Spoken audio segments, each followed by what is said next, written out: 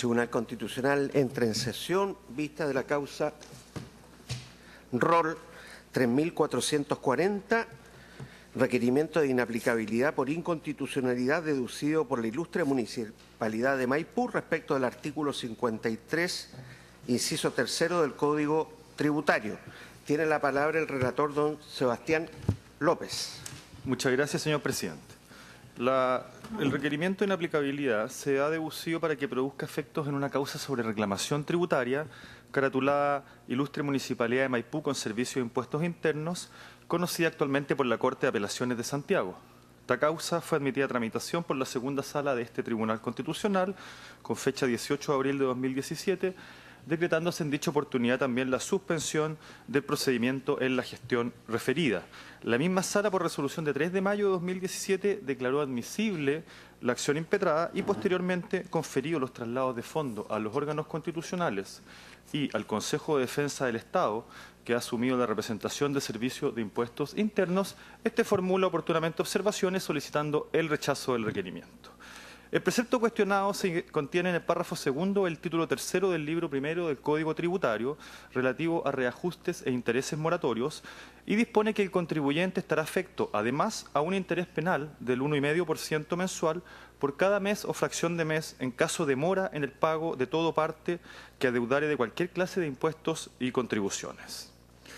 Y este interés se calculará sobre los valores reajustados en la forma señalada en el inciso primero. En cuanto a la gestión en que incide el requerimiento, se expone que por sentencia de 29 de abril de 2016 y haciendo aplicación del precepto cuestionado, el director regional Santiago Poniente del Servicio de Impuestos Internos rechazó la reclamación tributaria deducida por la municipalidad, ante lo cual ésta interpuso el recurso de apelación que se encuentra diferido en su resolución por el Tribunal de Alzada de la capital, y en el cual la norma será asimismo decisiva y de no mediar la declaración de inaplicabilidad solicitada conllevará ineludiblemente la infracción de los derechos constitucionales de la actora. El asunto de fondo se origina en dos reclamaciones tributarias deducidas por la Municipalidad de Maipú contra liquidaciones de impuesto 433 a 438 del año 2005 y contra las liquidaciones 443 a 445 del año 2010. En que el servicio determinó que el municipio debía pagar impuestos de primera categoría por la prestación de servicios sanitarios que no había declarado, ordenando además, respecto a las primeras liquidaciones, el cobro retroactivo 6 años hacia atrás, por los años tributarios 1999 a 2004, y respecto a las segundas liquidaciones, el cobro hacia atrás por los años tributarios 2005 a 2007. Luego de ordenar la acumulación de autos, el director regional, por sentencia dictada el año 2016, o sea, más de 10 años después del giro de las primeras liquidaciones y por un atraso que no es imputable a la requirente, fueron rechazadas las reclamaciones ordenando el pago del impuesto reajustado y más los intereses moratorios del 1,5% dispuestos por la norma impugnada, multiplicándose así en 4 veces el capital adeudado y sin que aún recaiga sentencia ejecutoriada que pueda fijar con certeza la suma adeudada. Contra esta sentencia del director regional se dedujo el recurso de reconsideración administrativo por la municipalidad y en subsidio de la apelación. Se rechazó el primero y se encuentra pendiente el segundo. Expone la actora que esta reclamación acontece en el marco de una prestación de servicios municipales de agua potable y alcantarillado en la comuna, prestación de servicio básica que por involucrar intereses públicos, el Servicio de Impuestos Internos estimó durante 50 años que constituía una exención a la municipalidad de pago de impuesto de primera categoría conforme al artículo 40, número 1 de la Ley de Impuesto a la Renta. Sin embargo, el año 2004 el servicio modificó su criterio estimando gravados los servicios sanitarios prestados por el municipio de acuerdo al artículo 20, número 3 de la Ley de Impuesto a la Renta, con la consecuente infracción de los derechos constitucionales que denuncia la requirente. Así, en cuanto al conflicto constitucional que plantea, afirma que la aplicación del precepto reprochado al caso concreto, en tanto fija un interés que se aplica por el solo ministerio de la ley y que el juez no puede eludir, infringiría forzosamente su derecho a la igualdad ante la ley y a la no discriminación arbitraria, así como el derecho a la igualdad ante los tributos y la prohibición de tributos manifiestamente desproporcionados o injustos, estimando entonces vulnerado el artículo 19 en sus numerales 2 y 20 de la Carta Fundamental. Indica que de acuerdo al precepto se ha liquidado en este caso un impuesto por alrededor de 35.000 millones de pesos, de los cuales alrededor de 5.700 millones corresponderían a capital, alrededor de 3.400 millones a reajuste y más de 23.000 millones serían cobrados por concepto de los intereses moratorios. Calculadas estas cifras a la época del requerimiento, esto es en abril de este año. Estas cifras ya demuestran que la norma, no en abstracto, sino en el caso específico de este expediente, sería desproporcionada y gravosa a niveles inconstitucionales. El carácter decisivo de la norma para la resolución del asunto se señala que se aprecia toda vez que la Corte de Apelaciones necesariamente lo aplicará para resolver el asunto. En efecto, en el petitorio del recurso de apelación se solicita que se revoque la sentencia del juez acuo, acogiendo el recurso de reclamación y dejando sin efecto las 9 liquidaciones. Así, la municipalidad alega en sede de alzada la improcedencia del tributo, impugnando en la integridad las liquidaciones, lo que incluye tanto la obligación principal como el interés moratorio que accede a ella. Las liquidaciones reclamadas se fundaron precisamente en el artículo 53, inciso 3, al igual como lo hizo la sentencia del juez tributario que rechazó las reclamaciones y al igual entonces como la norma es de aplicación decisiva al fallo que pronuncie la Corte de Apelaciones de Santiago. Alega la actora que la aplicación del precepto, entonces, importa una discriminación arbitraria en su contra con la consiguiente infracción al principio de igualdad ante la ley. Máxima atendida la dilación administrativa y jurisdiccional por parte del Servicio de Impuestos Internos en la fase administrativa y en la posterior sustanciación del litigio, lo cual lleva más de 10 años, y así como el cambio de criterio sobreviniente en la interpretación del Servicio de Impuestos Internos que obedece a razones caprichosas, no razonables y además pretendiéndose hacer efectivo en forma retroactiva. No se cuestiona, se indica, la interpretación de la norma ni su aplicación en el tiempo, sino la inconstitucionalidad concreta, porque nos encontraríamos frente a un castigo financiero a un contribuyente moroso que opera por el mero transcurso del tiempo, aun cuando no exista aún sentencia ejecutoriada. Sumado a ello, estas dilaciones del servicio y luego del juez constituyen una discriminación arbitraria contra la actora y ponen de manifiesto lo abusivo y expropiatorio de los intereses que podría verse compelida a pagar, con la consecuente puesta en riesgo de las funciones del municipio, como es la prestación en forma continua de servicios públicos a los vecinos, según la mandata el artículo 118 de la Carta Fundamental. Este cambio de criterio del servicio es sobreviniente, caprichoso y además retroactivo, castigando con intereses una conducta, como se señaló, no imputable a la requerente, que se habría ajustado a los criterios existentes a la época y contestes de la autoridad tributaria, que durante 3 décadas no objetó la tributación de la municipalidad. Se postula enseguida como infringido el derecho a la igualdad ante la ley, toda vez que producto de esta dilación, la municipalidad tendría que pagar intereses desproporcionadamente más altos que quienes, en la misma situación, han liquidado el impuesto en el marco de un procedimiento administrativo y jurisdiccional, en su caso oportuno, conociendo con certeza el impuesto que en definitiva deberá pagar y por ende los reajustes e intereses. El criterio de igualdad se ve conculcado también de aplicarse la norma por igual a quienes están en situación distinta. No es razonable ni cumple con la finalidad del precepto, que es de orden disuasorio, que el castigo se aplique perentoriamente y por igual, tanto a quien voluntariamente no paga la obligación, como a quien, como acontece en la especie, no puede pagar por no estar fijado aún el monto del impuesto.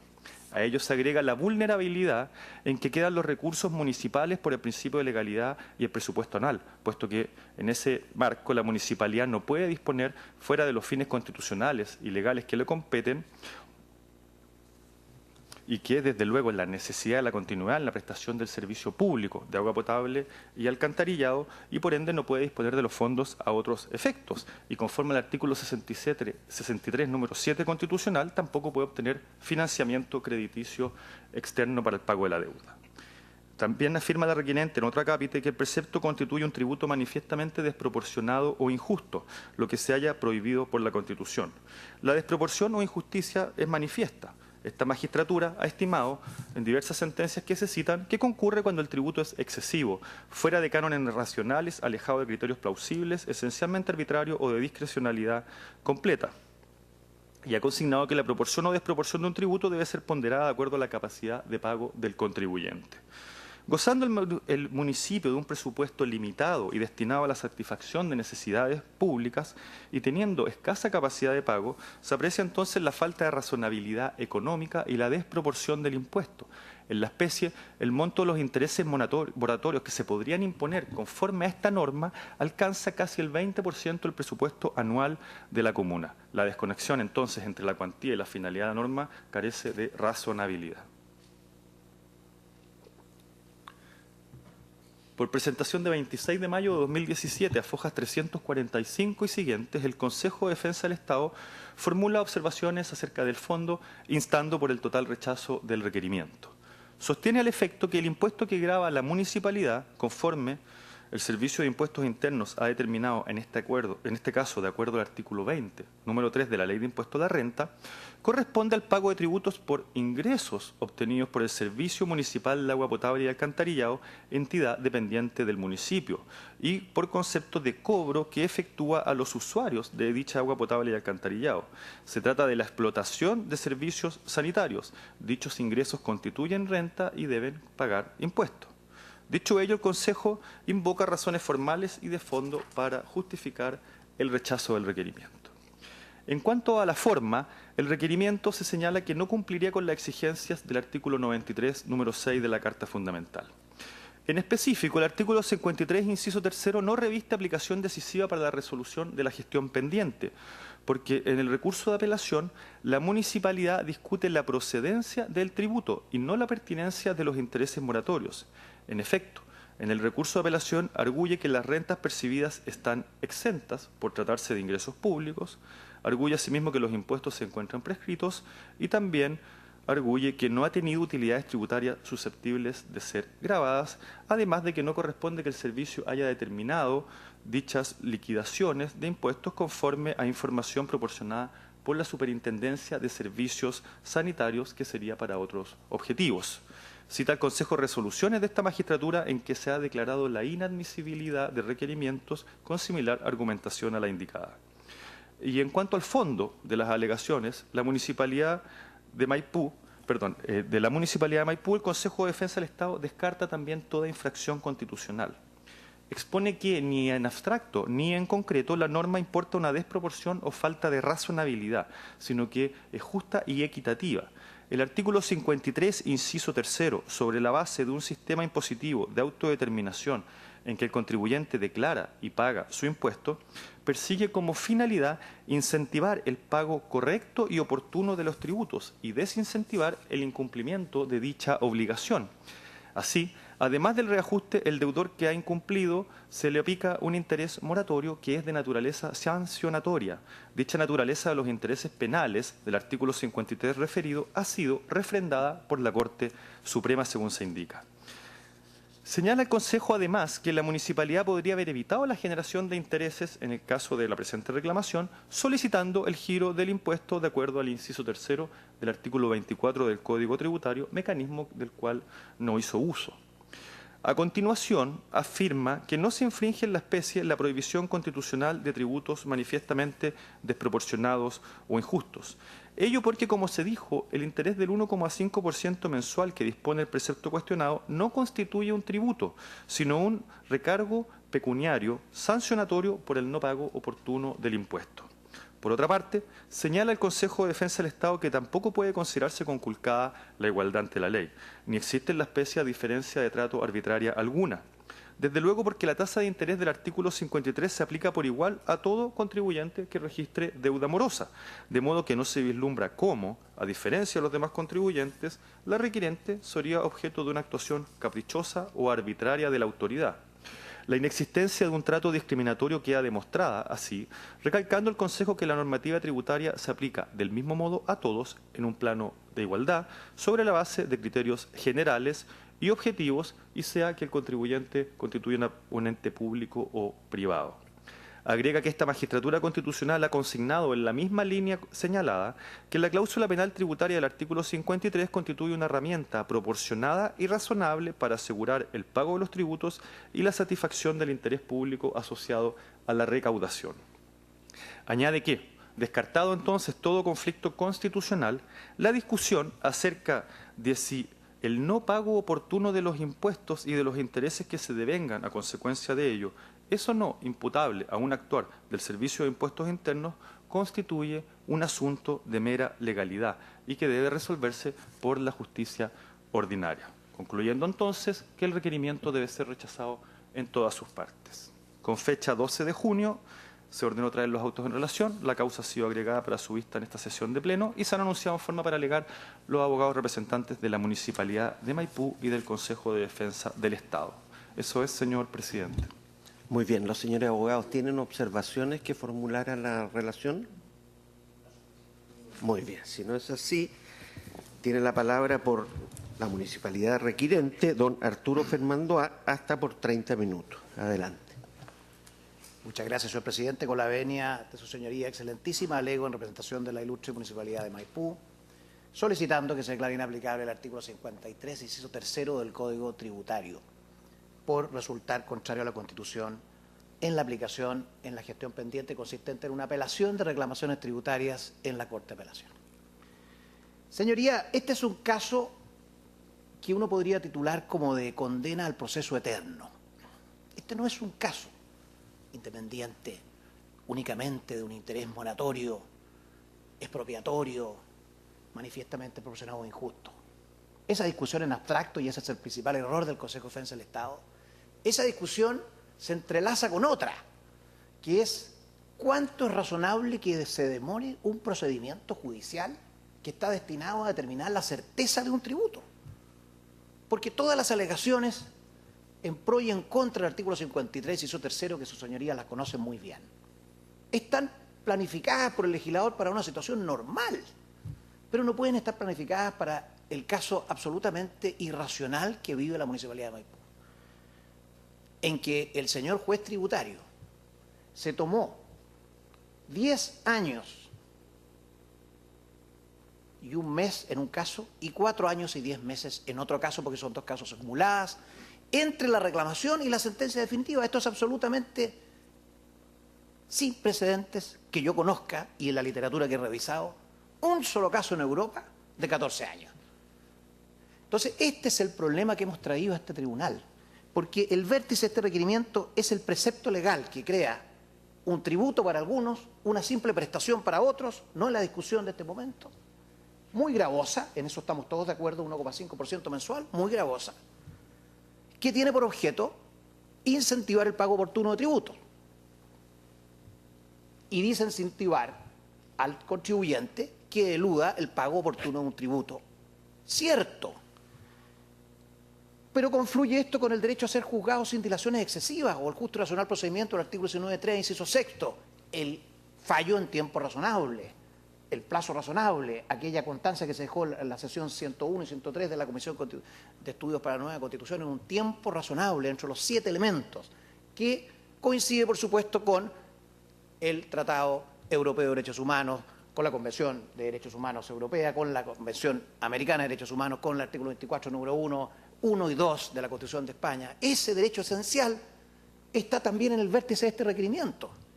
Y, por supuesto, el caso concreto de nuestro representado, que se ve compelido a pagar un interés moratorio eventual, ya nos referiremos si es decisivo o no, agravado en 14 años a 1,5% mensual, por causas que no son imputables. Entonces, en este requerimiento vamos a sustentar lo siguiente: el propósito es ese. Ahora, si un tributo es proporcionado o no es proporcionado, o es manifiesto o no, depende del juicio concreto. Eso lo ha dicho su señoría tantas veces, 93.6 de la Constitución. Es intrínsecamente concreto. Ahora, ¿por qué? Incluso respecto a la capacidad de pago, el principio neto objetivo, el principio neto subjetivo, es concreto. Y eso es lo que estamos trayendo aquí. El tiempo tiene un elemento central en este requerimiento.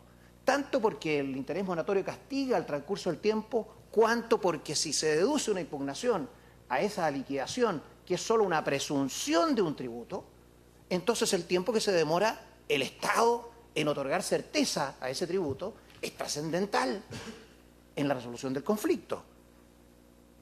La impugnación es otro elemento central. Aquí afirmamos rotundamente que el derecho a impugnar un tributo es un derecho esencial de todo contribuyente. Y vamos a demostrar por qué. El tiempo del juzgamiento, ya nos estamos refiriendo. Entonces, ¿qué es excesivo? Excesivo es todo transcurso del tiempo que no sea imputable al contribuyente y que desborde lo razonable ante los principios constitucionales de servicialidad, como lo dijo este mismo tribunal este año respecto de un caso del Código de Aguas. Eficiencia y eficacia del 19.875. ¿Sabe por qué, señoría? Porque además este es un juez tributario cuya jurisdicción estuvo 2 décadas en cuestionamiento. Extinto. Es un juez tributario ya sepultado por la institucionalidad precisamente por discusiones de otro tipo, falta de independencia objetiva. imparcialidad subjetiva, etc. Entonces, ese señor juez, que estaba en la vitrina pública, que se rige por los principios de la administración del Estado, resulta que comete esta infracción con una sanción económica que se le imputa a la municipalidad por el artículo 53, que es el precepto que estamos infringiendo. Entonces, aquí, señoría, nosotros hemos dicho que la situación concreta en el requerimiento está cruzada por 3 elementos. El descomunal transcurso del tiempo. Ya lo dije, 10 años y 1 mes en un caso, 4 años y 10 meses en el otro, se acumulan ambas para totalizar 14 años y 11 meses. Estos cálculos, señoría, son los plazos no imputables a la Municipalidad de Maipú. La Municipalidad de Maipú, en despachar las diligencias procesales que le correspondían, se demoró 81 días.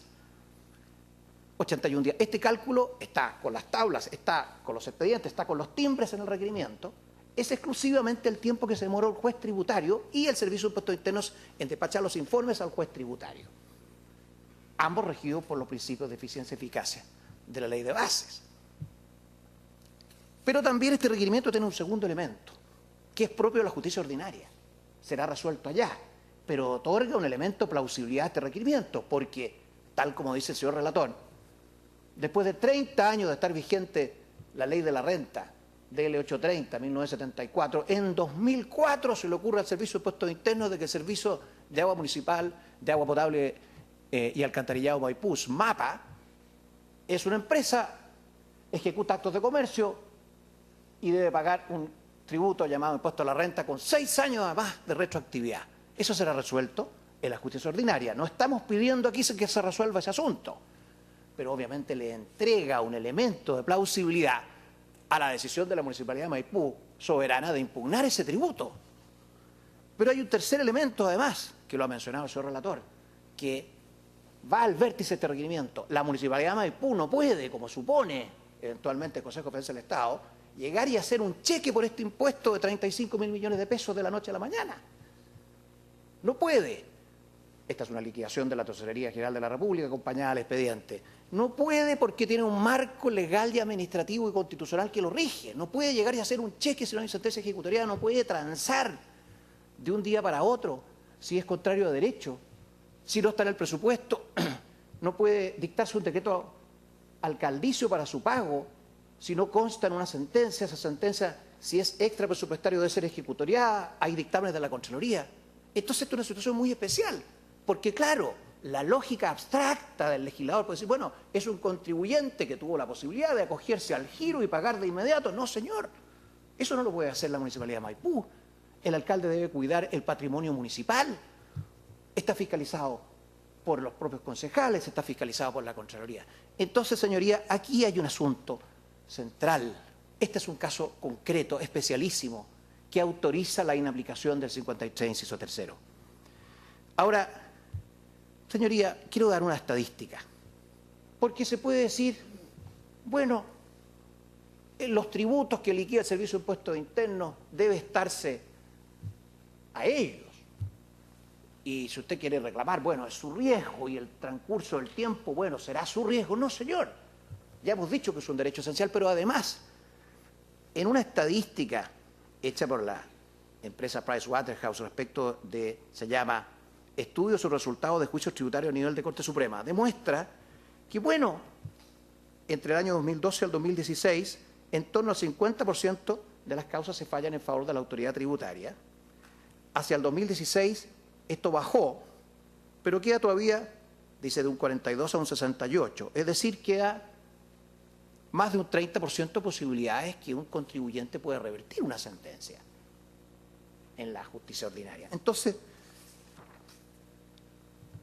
¿puede un alcalde hacer un cheque de un día para otro o tiene una vez más, además, la posibilidad de impugnarlo porque las estadísticas perfectamente lo pueden favorecer? Señoría, quiero detenerme un segundo en las dilaciones concretas de este juicio, porque antes de ir a la doctrina, que es muy interesante, recordemos que las tablas que hicimos están en el requerimiento. Demuestran situaciones completamente absurdas. Usted sabe, ilustrísimo señor, ilustrísima señora, excelentísima, que para proveer la reclamación, el no alugar de la reclamación, aquí tengo la resolución, un formulario de una hoja, con todas las liquidaciones, 433 a 438, todo lo mismo, y al final no alugar, no alugar, no alugar, no alugar, 3 palabras. Resumen de resolución, no alugar. Casi en media página cabe esto. 2 años, 10 meses y 2 días. Eso se demora el servicio. Entre que se emite el no alugar a la revisión y se provee la reclamación. 2 años, 10 meses y 2 días. ¿Cómo va a ser sensato esto? Señoría, quiero recordar, para proveer el escrito de observaciones a la prueba, 6 meses y 9 días. A lo principal, todas son resoluciones de una página, de formulario. 6 meses y 9 días. ¿Puede ser compatible con el derecho al justo y racional procedimiento cuando hay un precepto legal castigando la demora del supuesto contribuyente, renuente a pagar un tributo? No puede ser. Señoría, quiero además, por ejemplo, para dictar el auto de prueba, 3 años, 11 meses y 9 días. Entre la acumulación, 4 de diciembre de 2013 en la primera causa, y la resolución que recibe la causa prueba, 3 años, 11 meses y 9 días.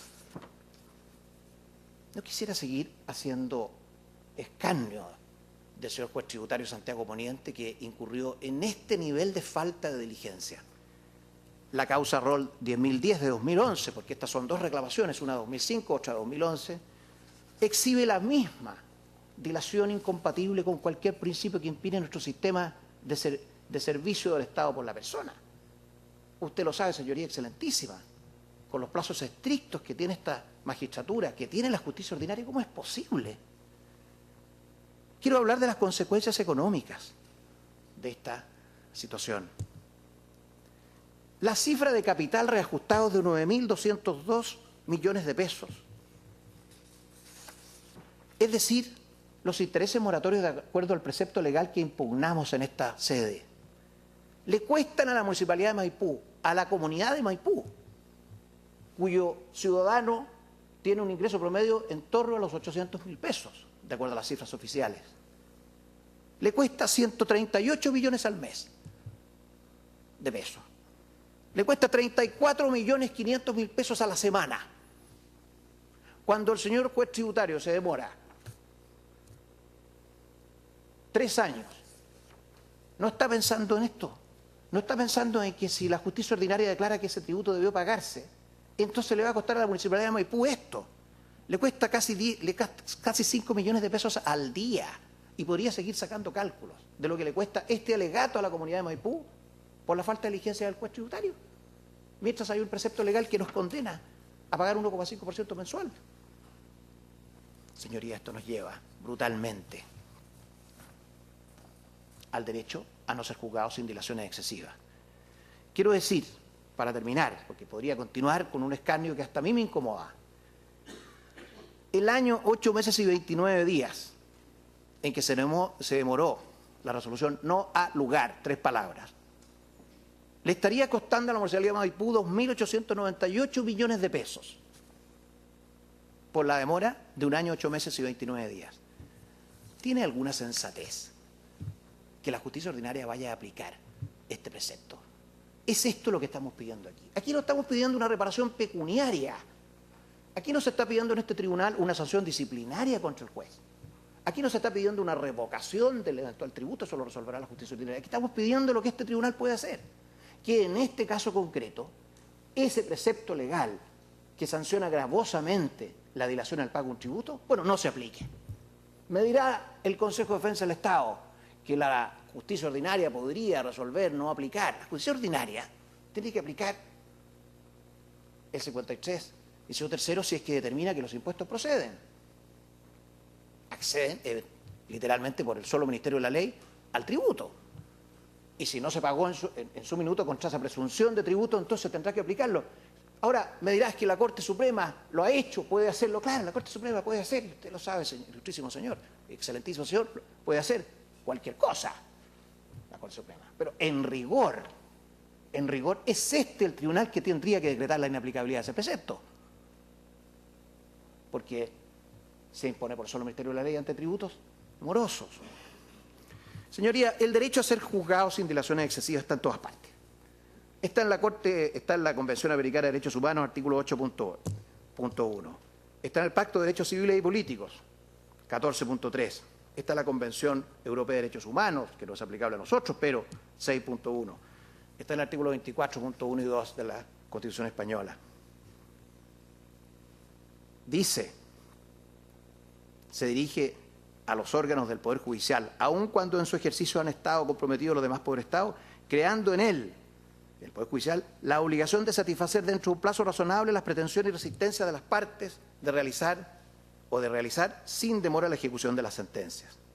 Un proceso sin dilaciones indebidas es el que desarrolla en tiempo razonable, atendiendo las exigencias de una buena administración de justicia, según las circunstancias de la duración normal, en que tuvieran otras de idéntica naturaleza. Y ahí nos estamos acercando a los elementos del derecho a ser juzgado sin dilaciones indebidas, que eso es muy interesante. Lo tiene el Pacto de Derechos Civiles y Políticos vigente en Chile, a ser juzgado sin dilaciones indebidas. El Tribunal Español, ¿qué ha dicho, señoría excelentísima? Que es interesante esto. ¿Qué es razonable? Nosotros estábamos acostumbrados a que los juicios ordinarios duraban casi eternamente en Chile. Los que tenemos tantos años y más.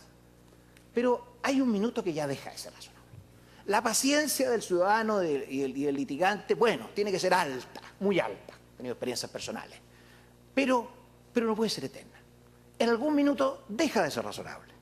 Dice el Tribunal Español, sentencia 85/1990, citada en el requerimiento, 5 de mayo del año 90, dice, comporta la utilización de un concepto jurídico indeterminado que necesita ser dotado de contenido concreto en cada caso, atendiendo a criterios objetivos congruentes con su enunciado genérico. Claro, que sea un concepto jurídico determinado no quiere decir que no tenga contenido. Y sugiere los siguientes elementos: la naturaleza y circunstancias del litigio, su complejidad, el interés que en el proceso arriesga el demandante. Si el demandante arriesga un interés muy alto, como lo ha dicho la Corte Europea de Derechos Humanos, si arriesga situaciones de libertad personal o de pensiones para su subsistencia, es distinto la paciencia que puede tener en relación al derecho a ser juzgado sin dilaciones objetivas. La conducta procesal del propio litigante, claro, si es diligente es distinto que si no es diligente. La actuación del órgano judicial que sustancia el proceso y la demora que se sigue para los litigantes. Aquí está, este punto. Y los medios disponibles, otro punto más. Han escrito sobre esto Díez Picasso, Perelló Domenech. Quiero citar algunos casos en que la Corte Europea de Derechos Humanos ha estimado infringido este derecho. Hay muchos del año 99, está citado el artículo respectivo, y que van repasando los elementos, por ejemplo, de Díez Picasso: complejidad objetiva, actitud de las partes, interés arriesgado, diligencia demostrada, medio que dispone, duración de procesos similares. La Corte Europea ha dicho, o Tribunal Europeo de Derechos Humanos, el Tribunal de Estrasburgo, ha dicho 5 años y 5 meses infringe el principio para una licencia. 7 años y 3 meses para determinar la capacidad del recurrente infringe. Para el caso de una pensión por accidente laboral, 3 años y 3 meses, 3 años. Nosotros tenemos 14, señoría excelentísima. Infringe. Ahora, un contencioso administrativo interesante, que sería el caso, 3 años y 3 meses, caso Calió, 4 de junio del 99, infringe. Esa es la tolerancia que tiene un europeo. ¿Por qué un habitante de Maipú tiene que tener más paciencia que un ciudadano europeo cuando los derechos están perfectamente consagrados en nuestra Constitución? ¿Por qué tiene que pagar la eventual aplicación de un tributo cuando en Europa esto no se tolera? Tenemos que soportar los gravámenes económicos y adecuarnos a Europa en otras materias. ¿Por qué? Ahora, quiero seguir. ¿Cuál es el tiempo razonable? Han dicho todos los autores que la carga de trabajo no incide en esto. No incide.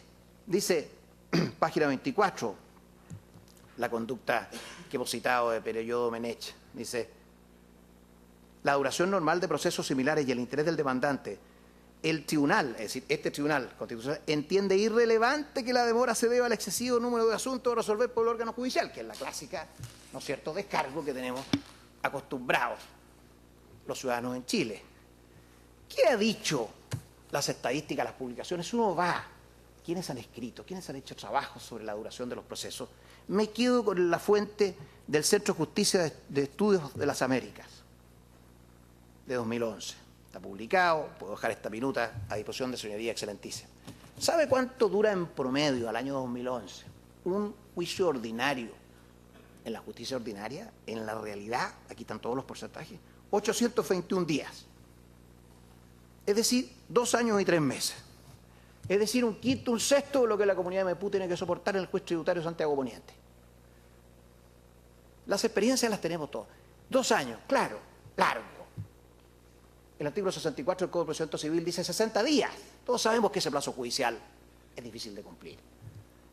El promedio real es 2 años. Y nosotros tenemos que soportar 14 años. 10 años en un caso y 4 años en otro. ¿Por qué me detengo tanto esto? Me detengo porque si finalmente eso es lo que está haciendo contrario a la Constitución, el 1920, inciso segundo, o 19.2, inciso segundo, para los que sostienen que no es un tributo. Eso es lo que es el transcurso del tiempo. Ahora, quiero detenerme en otro elemento, muy importante también, los medios. La doctrina dice, bueno, hay que estar, si tiene medios, es distinto si no tiene los medios suficientes. Quiero dar un número, señoría excelentísima. De acuerdo a la Dirección de Presupuestos del Ministerio de Hacienda, cifras oficiales, ¿sabe usted, señoría excelentísima, cuál era el presupuesto del Servicio de Impuestos Internos al año 2007? Cuando ya tenía en sus manos el director Santiago Poniente este asunto, 75.320 millones. ¿Sabe cuánto se le autorizó para este año al Servicio de Impuestos Internos? O para el año 2016, es decir, cuando dictó la sentencia en diciembre del 2016, habiéndose reclamado el 2005. O sea, a los 10 años, ahí están. ¿Sabe cuánto es? 185.339 millones. Es decir, ha aumentado 2,46 veces, ha aumentado más de 100.000 millones de pesos el Servicio de Impuestos Internos. Puede venir a decepcionarse el Servicio de Impuestos Internos en este elemento de la carencia de medios. Y así, puedo revisar todos los elementos del derecho a ser juzgado sin dilación indebida y vamos a llegar a la conclusión que es completamente inaceptable lo que sucede en esta causa que está siendo conocida en este tribunal. Por lo tanto, en síntesis, aquí no estamos solicitando una reparación pecuniaria, estamos solicitando que se nos trate con igualdad, porque estoy seguro que no hay más contribuyentes en esta situación. Y si los hubiera, les sugeriría que hiciera lo mismo.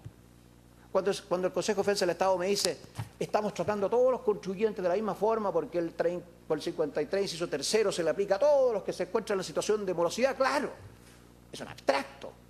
Pero si esa situación de morosidad no adquiere certeza nunca, y entramos en un proceso eterno, entonces me está tratando muy distinto. De hecho, conozco muchos casos que son resueltos antes. Entonces se cae la defensa. El Tribunal de Perú ya lo ha acogido, el requerimiento tiene 4 o 5 ejemplos. Se han acogido exactamente los mismos argumentos por el Tribunal peruano. Voy a dejar un trabajo fantástico de Velázquez Meléndez, en una revista peruana de la Facultad de Derecho de la Universidad de Lima, donde analiza exactamente este punto, porque el Tribunal peruano dijo esto.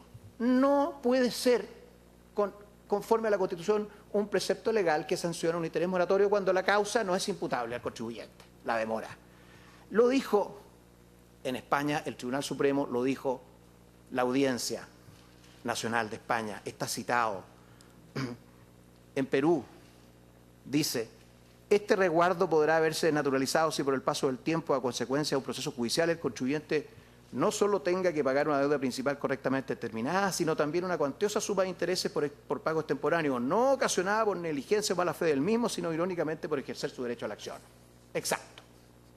Y por eso un artículo muy interesante comentando esa sentencia. Lo han dicho varias jurisdicciones, en Estados Unidos también se le rotula más bien como la inconstitucionalidad de las condiciones inconstitucionales, y también se han dictado por la Corte Suprema, no es del caso ni del tiempo citarlas. Esto no es tolerado en el mundo del derecho constitucional comparado. Y por lo tanto, creo que ha quedado establecido que no puede ser soportado la aplicación en la causa pendiente del 53 y tercero. Vamos a las otras 2 circunstancias. que creemos que son importantes también para que Señoría Excelentísima tenga una visión completa del asunto. Dije que el derecho de Maipú de reclamar esto está especialmente reconocido porque es una actuación sobreviniente de un servicio que toleró 30 años que el servicio se llama, de agua potable y alcantarillado Maipú tributara exactamente como corresponde, alcanzado por la exención tributaria del 40, número 1 de la Ley de la Renta. Es decir, están exentas las rentas del Estado, la municipalidad, los organismos autónomos, etc. Sostiene la autoridad tributaria que no, que aquí hay actos de comercio y que esto es una empresa. Claro, pero lo sostiene en 2004, cuando la Ley de la Renta, este mismo artículo estaba desde el año 74. La Ley de Rentas Municipales fue modificada el año 94. O sea, en ese caso, supongamos que me aleguen de que cambió el marco regulatorio, demoró 10 años en darse cuenta. Y con el plan municipalidades entonces le liquida retroactivamente 6 años hacia atrás. Esta circunstancia hace especialmente reconocido el derecho de la Municipalidad de Maipú de impugnarlo. Porque además, Señoría Excelentísima, debe tener presente que la autoridad del Estado, al fijar las tarifas que debe cobrar SMAPA, el cálculo lo hace sin el pago del tributo. Entonces, ¿cómo puede el Servicio de Impuestos Internos sostener, incluso retroactivamente, que hay obligación de pago en tributo, cuando el Ministerio de Economía, los ministros José de Gregorio e Ingrid Antonijevich, en 2001 y 2006, la misma época, al calcular la tarifa que se debe cobrar a los habitantes de Maipú, no incorporan, como sí lo hacen en otros casos, el impuesto a la renta? Entonces tenemos un Estado además descoordinado, porque si en las tarifas me hubieran colocado esto, claro, sin duda, el impuesto interno no podría decir aquí hay un tributo que debe ser pagado, pero no se reconoce. Entonces, ¿quién lo paga esto? Está todo mal en este caso, señoría, y por eso nosotros estamos pidiendo una cosa, una parte del problema. Estamos pidiendo, no puede ser aplicado este precepto. La tercera causa de la discriminación arbitraria, señoría, ya la enuncié, se trata de lo siguiente. El alcalde no puede emitir un decreto municipal frente a una liquidación de impuestos de esta naturaleza. Se lo impide la ley 18.695 de municipalidades. Se lo impide el decreto de ley de administración financiera del Estado. Se lo impide, además, la ley 18.575 en que el alcalde debe resguardar el patrimonio municipal. No puede endeudarse, porque para eso, como su señoría conoce, 63, número 7 de la Carta Fundamental, necesita una ley especial, específica, para proyectos específicos. No puedo ir a pedir un crédito para pagar un crédito, para pagar un tributo. Incierto, además. No puedo. La Contraloría ha dicho, ojo con las transacciones. La señoría conoce perfectamente. No puedo transar si nos corresponde a derecho la prestación a la que se obliga la Comunidad de Maipú. Ha dicho en 1263, los ítems extrapresupuestarios, porque naturalmente no están en el presupuesto, solo pueden pagarse contra sentencia ejecutoriada. Todo esto hace que el marco aplicable a Maipú entonces sea tan distinto a lo que supone en abstracto la justicia, la razonabilidad, la equidad del 53 número 3, 1,5. Claro, en una situación normal, no en esta. En ningún caso en esta. Y esa es la riqueza de la inaplicabilidad 93.6 de la Carta Fundamental. Señoría, un minuto sobre los argumentos del Consejo de Defensa del Estado. El Consejo de Defensa del Estado defiende los intereses de impuestos internos, diría yo, que con un gran problema. Básicamente, hace caso omiso del contexto fáctico. Diría yo, y con el respeto que me merece, por supuesto, la institución del Consejo y distinguidísimo contradictor, es una defensa olímpica, porque hace caso omiso de todas las circunstancias fácticas. Entonces, claro, es perfectamente equitativo, dice, claro, en una circunstancia normal. No es decisivo, dice el Consejo de Defensa del Estado. Claro, no es decisivo, yo entiendo, porque es un accesorio respecto a la obligación principal, y los preceptos que determinen la procedencia o precedencia del tributo son muy importantes, son decisivos, claro, son decisivos en una situación normal. Pero después de 14 años, en la práctica, en el cheque que tendría que hacer la Municipalidad de Maipú, me va a decir que no es decisivo. ese monto infernal de intereses que abrir eran 23.000 millones de pesos no es decisivo. Señoría, hay un minuto que empieza a ser decisivo el interés. 5 veces el monto del capital. Dice además el Consejo de Defensa del Estado que no es un tributo. Lo concedo, es un tema opinable para este tribunal. Yo estimo que es un tributo, accede a un tributo. Si no fuera un tributo, es una prestación. 19, número 2, ni la ley ni autoridad alguna puede establecer diferencias arbitrarias. Señoría, para terminar, me dice el Consejo de que estos intereses están perfectamente compatibles con los bancos, que no son superiores a los bancos. No estamos en una competencia de usura aquí. No vamos a dar una medalla de oro a nadie, de quien cobra más. Demostré en el requerimiento que en todo el periodo ha sido superior a los bancos. Pero bueno, lo concedo. Lo importante para este requerimiento, ambos casos son gravosísimos para el contribuyente. Y por lo tanto, no creo que ese sea el punto central. Señoría excelentísima, hace muchos años que no traíamos un asunto tan meridianamente claro en su incompatibilidad con la Constitución. Y esa es la razón por la que solicito que se declare inaplicable el artículo 53, inciso tercero del Código Tributario, en la causa pendiente en la Corte en la que es parte, como apelante, la Municipalidad de Maipú. Muchas gracias. Muy bien, muchas gracias a usted. Por el Consejo de Defensa del Estado, entonces, tiene la palabra don Claudio Benavides Castillo, hasta por 20 minutos. Adelante. Con su venia, señor presidente, luego por el Consejo de Defensa del Estado, representación del Servicio de Impuestos Internos, solicitando sea rechazado el presente recurso, el presente requerimiento, en consideración a que las circunstancias en virtud de las cuales se ha sostenido la existencia de una vulneración de normas constitucionales que se pretenden infringidas no resultan procedentes según lo que extiende esta parte. Y me remito a lo que se ha mencionado finalmente por mi distinguido contradictor.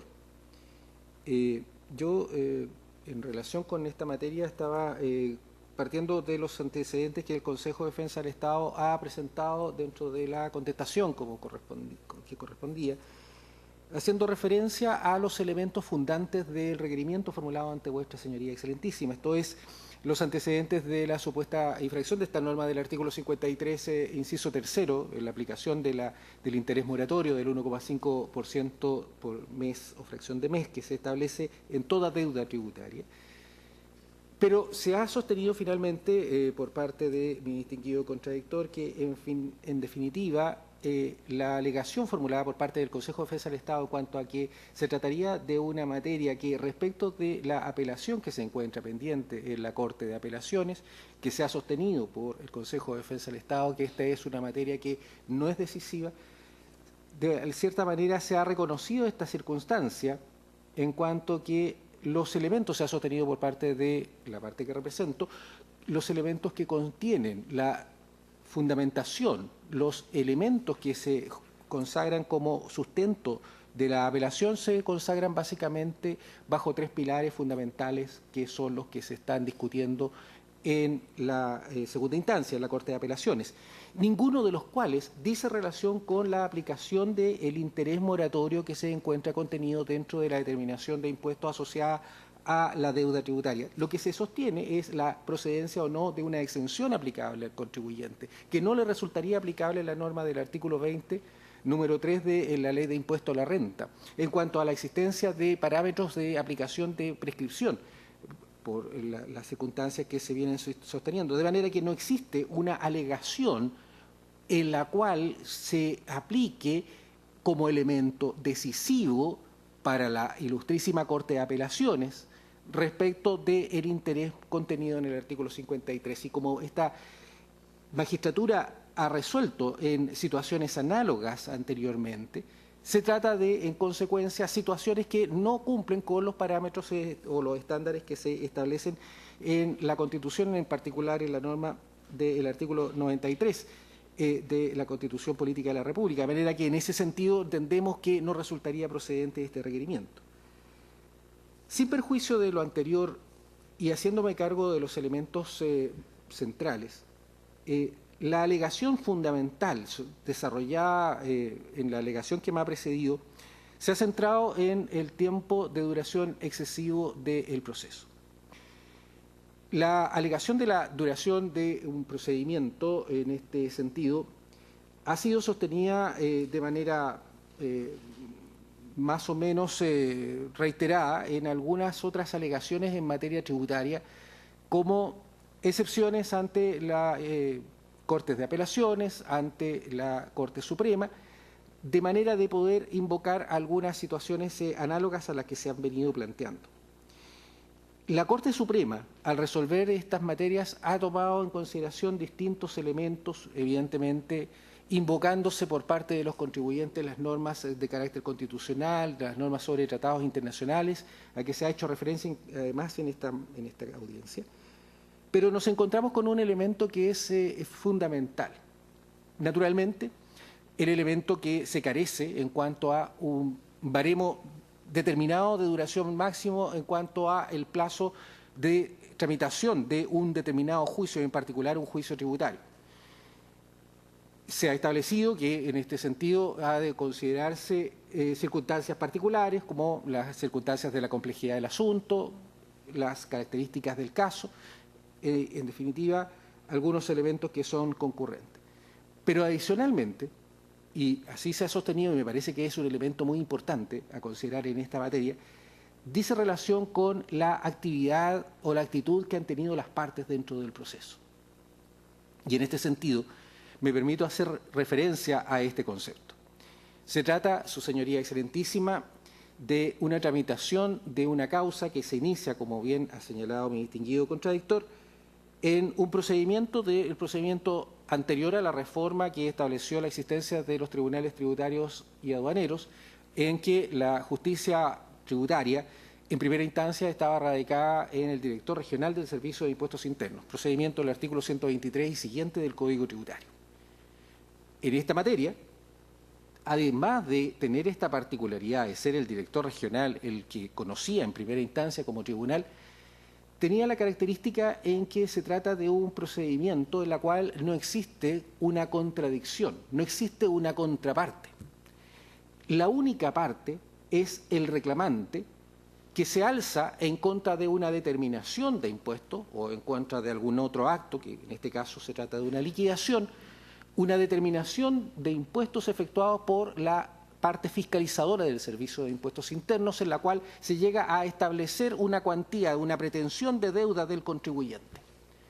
Y es el contribuyente, en consecuencia, el que genera con el reclamo el inicio de un procedimiento. No existe, insisto, Su Señoría Excelentísima, una contradicción. ¿Cuál es el elemento central, nos parece, en este aspecto? Que en consecuencia conviene observar cuál es el comportamiento de la única parte en el procedimiento que se ha desarrollado y esta larga duración de que se reclama por parte del contribuyente.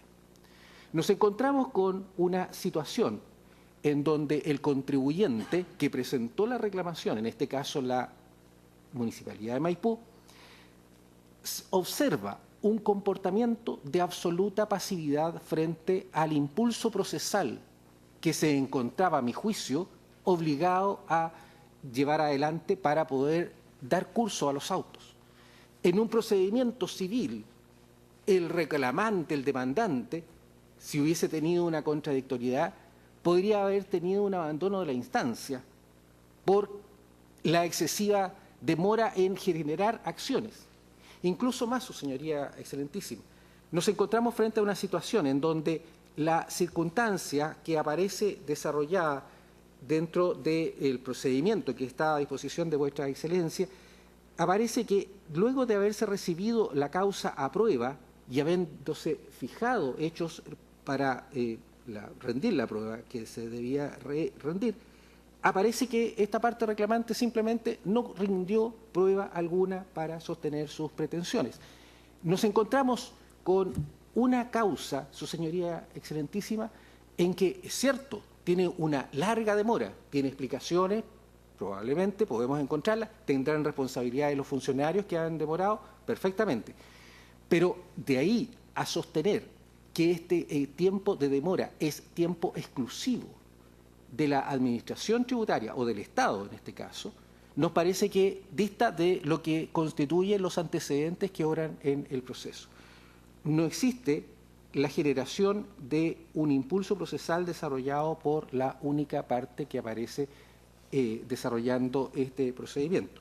Los antecedentes que se pueden observar como actuaciones desarrolladas por parte del contribuyente aparecen asociadas exclusivamente a las conductas que son propias del desarrollo de los trámites indispensables en el desarrollo del procedimiento, que están dados por la evacuación de observaciones a un informe que fue solicitado por el Tribunal Tributario en su momento para formular las observaciones, insisto, respecto de las materias por parte del contribuyente, los antecedentes en cuanto a dar cuenta de los elementos relacionados con las observaciones respecto de la otra causa, la generación de un trámite desarrollado por el juez tributario, Tribunal de Primera Instancia, en que dispuso la acumulación de los autos por observarse por el propio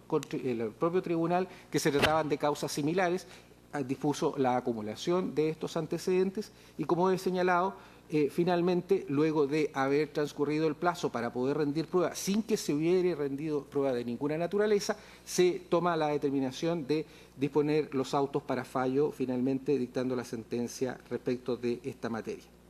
No existe, en consecuencia, dentro del desarrollo del proceso, de acuerdo a lo que he podido observar, algún impulso procesal desarrollado por la única parte que aparece acá ahora reclamando respecto de la dilación excesiva del procedimiento.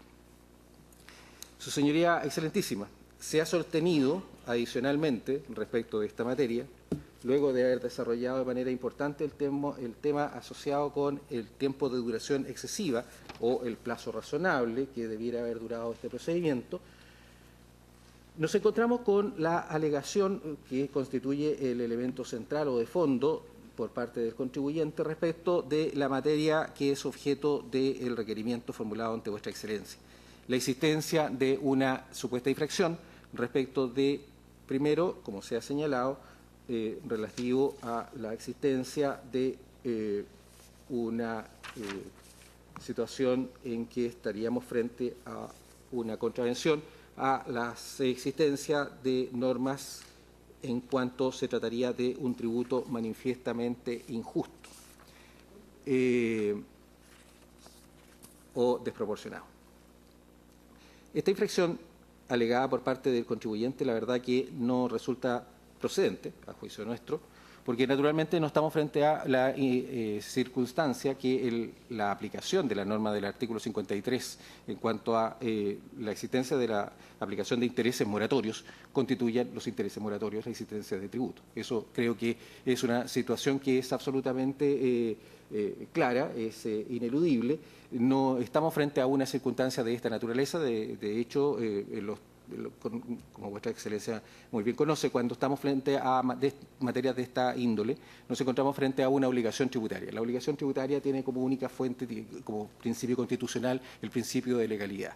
El principio de legalidad impone que la existencia de las obligaciones tributarias, de los tributos, solamente pueden establecerse, suprimirse o modificarse por medio de una ley. En materia de intereses, nosotros encontramos que el artículo 6º del Código Tributario, la letra B, le otorga a los directores regionales del Servicio de Impuestos Internos la facultad de condonar intereses moratorios. Esta es una situación en la cual, de manera legal incluso, aparece demostrado de manera fehaciente que frente a esta materia, esta condonación que se le entrega de los intereses moratorios da cuenta de que estamos frente a una situación que no se trata de un tributo, se trata de una circunstancia anexa, se trata de un agregado, de manera que no es posible, bajo esta circunstancia tampoco, entender que estemos frente a la aplicación de una infracción a esta norma del artículo 20, inciso segundo de la Constitución Política en cuanto a que se trataría la aplicación de esta norma del artículo 53, inciso tercero, en cuanto a que se trataría de establecimiento de tributos manifiestamente desproporcionados o injustos. Por lo tanto, entendemos que no se trata de una situación de esta naturaleza. Y siguiendo con el análisis relativo a las circunstancias sobre la existencia de otra infracción de ley, podemos señalar, Su Señoría Excelentísima, que respecto de esta materia en cuanto a la existencia de una eventual discriminación.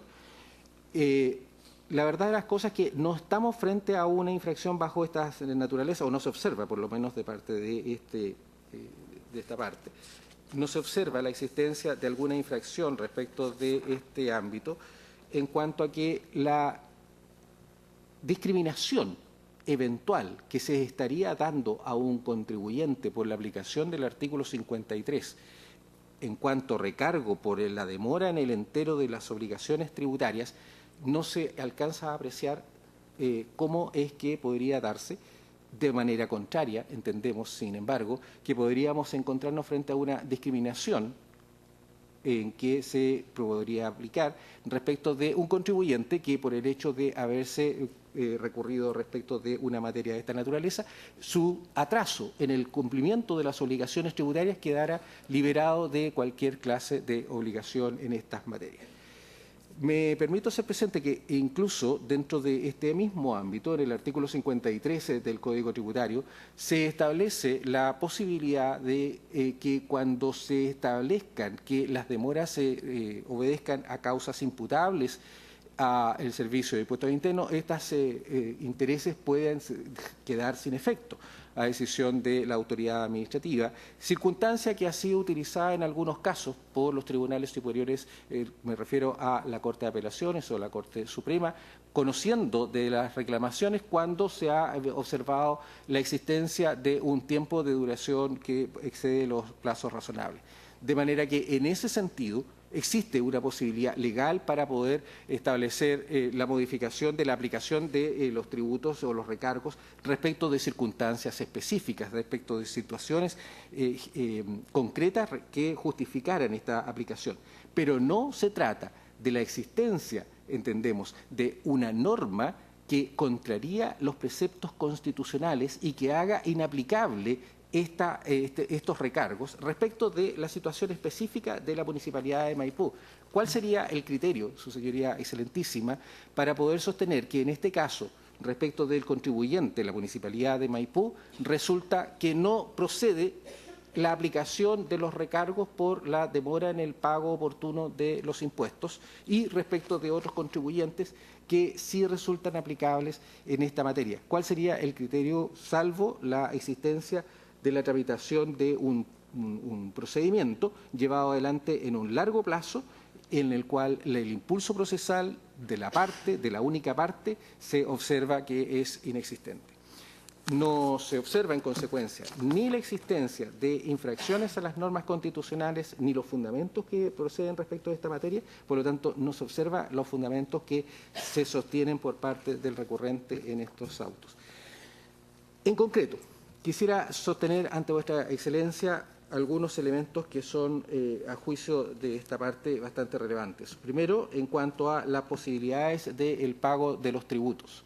El artículo 24, como señaló muy claramente el señor relator, sostuvo esta parte que constituye un elemento que se puede sostener por parte de cualquier contribuyente de pagar los tributos cuando son objeto de una liquidación, y con eso se detiene la generación de nuevos intereses, y en caso de obtener una sentencia favorable, estos impuestos van a ser restituidos con la aplicación de un interés debidamente reajustados. De manera que no existe una situación de un perjuicio que se pueda generar respecto de un contribuyente.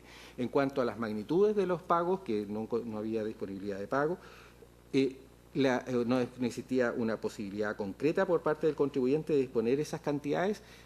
Nos parece, Su Señoría Excelentísima, que en este sentido hay un elemento que es de doble componente. Uno, nos encontramos frente a una situación en cuanto a que el monto que se encontraba contenido dentro de la liquidación, los valores originales, eran de una magnitud bastante inferior respecto de los que nos encontramos en la actualidad. Dos, los elementos respecto de los cuales es posible que se genere un pago, si bien es cierto, se sostiene por parte de mi distinguido contradictor que se requiere de algún antecedente que pudiera justificar y no la liquidación. Este antecedente que pudiera justificar el pago respecto de una institución pública como la municipalidad están constituidos no por la liquidación, sino por la existencia de un giro, que es el elemento que podría haberse solicitado en su momento. Adicionalmente, Cuando se dictó sentencia de primera instancia, en virtud de la obligación legal que existe por parte de la Administración Tributaria, en ese momento se emitieron los giros. Tampoco en ese momento se ha pagado los tributos que correspondían respecto del contribuyente, que podrían haber evitado la generación de los intereses adicionales hasta la fecha. Adicionalmente, nos encontramos además con la existencia de la imposibilidad de establecer el pago bajo una transacción. En este caso no estamos frente a una existencia de una transacción, sino la existencia de la generación de un giro que constituye, como vuestra excelencia ya lo conoce, una orden de pago que tiene que ser enterada por parte del contribuyente que aparece obligado. Y finalmente, con relación, y dado que se ha hecho referencia a los elementos que constituyen la base de la reclamación contenida en la alegación de base de este requerimiento, me parece, su señoría excelentísima, que acá estamos frente a una situación donde lo que se está haciendo por parte de la Administración Tributaria y el Servicio de Impuestos Internos se trata de una situación donde, en cumplimiento de la normativa aplicable y en particular, dada la disposiciones del Código Tributario, me refiero al artículo 25 del Código Tributario en cuanto a que las liquidaciones no pueden ser esencialmente modificables, la revisión de los antecedentes de todos los contribuyentes, incluidas las municipalidades u otros entes públicos, constituye un elemento que siempre puede ser objeto de revisiones, no obstante que haya tenido una situación en donde el tratamiento tributario que se le haya dado en una situación anterior no haya observado la existencia de un gravamen. La renta, como vuestra excelencia muy bien lo conoce, constituye un concepto extremadamente amplio en nuestro sistema, cualquier incremento de patrimonio. Y en este caso, dadas las condiciones, se encuentra encuadrado dentro del artículo 20, número 3, y es lo que se ha establecido. Es cuanto tengo que decir a vuestra excelencia. Muy bien, señora ministra, señores ministros, ¿tienen preguntas que hacer sobre la materia? Si no es así, concluida la audiencia.